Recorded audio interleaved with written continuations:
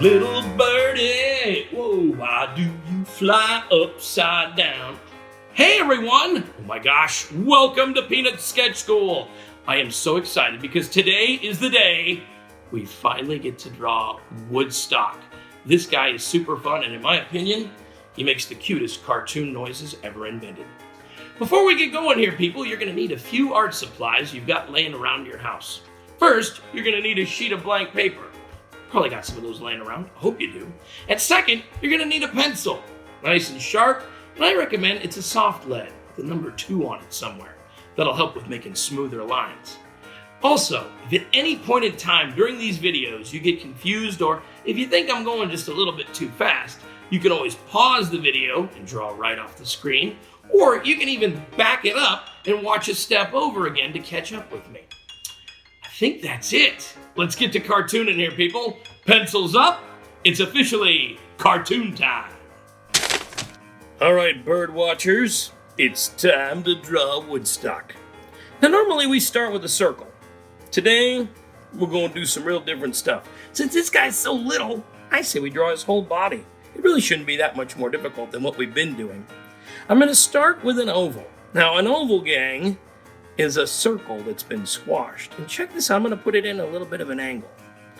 I'm going to sketch in a curvy line, and then a curvy line. There we go. You could think of this as an eye shape.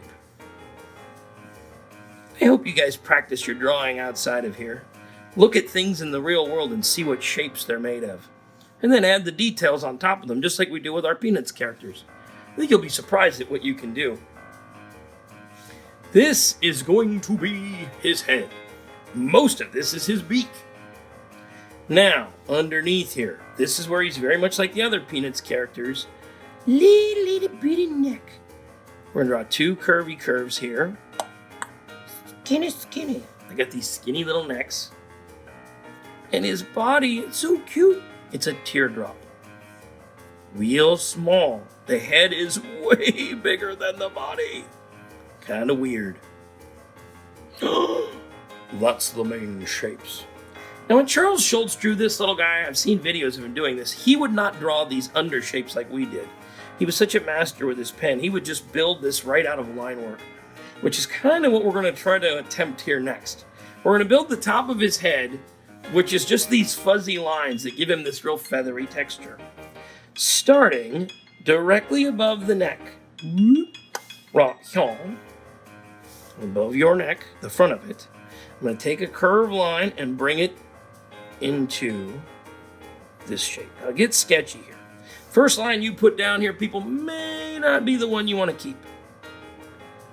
And then I'm just going to darken in the beak. Put a little bit of a dent in there.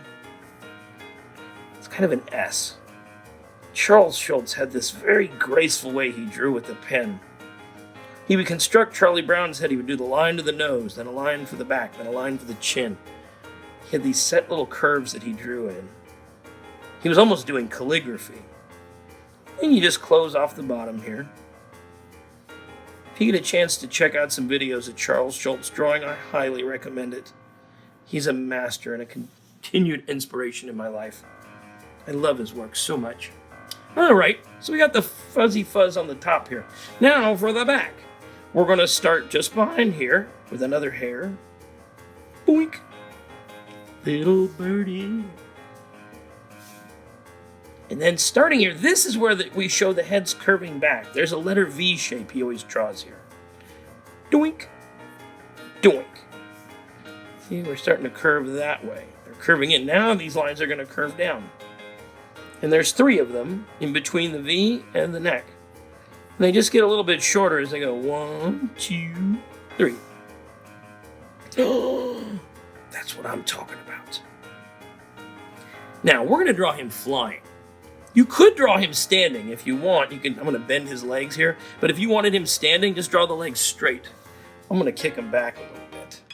Starting inside the body, I'm just going to pull these curves off of here. And these come from right inside the body. That's a tube like a macaroni. That's his leg. That's all it is. Now the back of the birdie foot is a little bump. It's just the letter C. C curves, S curves, and straight lines. You draw those, kids, you can draw any characters. You really can. And just bring a line out here. Woo. I'm going to give him 2 birdie toes. And you can make the birdie toes skinny. You can make them thin. Make them long enough so that he'll stand up. If these get too short, he'll look like he'll tip over. It has to look like he'll stand up. And I'm going to cheat here, and I'm just going to draw one more birdie toe. I'll kind of show that other foot he's behind that. Charles Schulz would kind of do this a lot without showing what was on the other side. We'll do the same here with his wings. The wings, starting right at the collar, this is a little petal shape. It's a curved line meeting a curved line. His bird wings are so tiny. It doesn't look like he would fly at all. Remember how I drew the toe behind those 2 toes? Well, look at this, a little curve and a little curve, look like that other wing's behind that one. Cheating a little bit. Not drawing the whole thing. And his tail, this comes right off his cute little fanny, just above his feet, right where his legs are.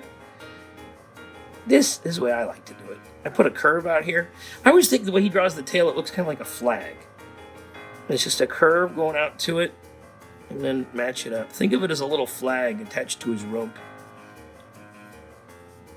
A lot of times in the cartoons, the animated specials, he would stand underneath the tree that he was going up into, or the doghouse, and he would push an imaginary button and just, they would lift him up like it was an imaginary elevator. That way they wouldn't have to animate him going up. Now for his eye, it goes right above his neck here, and it's just like any other Peanuts character. It's a little skinny, slender oval here. And just like our friend Snoopy, his mouth comes right off of the bottom. Big smile.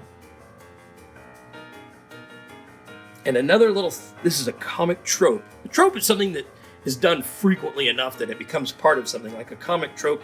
For example, here, to show where he's been flying or to indicate that he's flying, I'm just going to add these little dashes. Let's go for a loop. See, we're not drawing him flying, but that implies to your viewer or your reader that, woo, he flew through your frame. Hey, wait a minute. We just drew Woodstock without any birdseed. Last thing you got to do here, cartoon fans, sign your artwork. You just drew Woodstock. Man, that was fun. I hope nobody out there is allergic to feathers. I gotta say, I love seeing Woodstock, but I really love seeing him next to Snoopy. The 2 of these characters, graphically, in my opinion, are the ultimate cartoon duo. I have had so much fun drawing with you guys. I hope you've enjoyed sketching with us. Continue to practice, make up your own characters, and above all else, stay sketchy.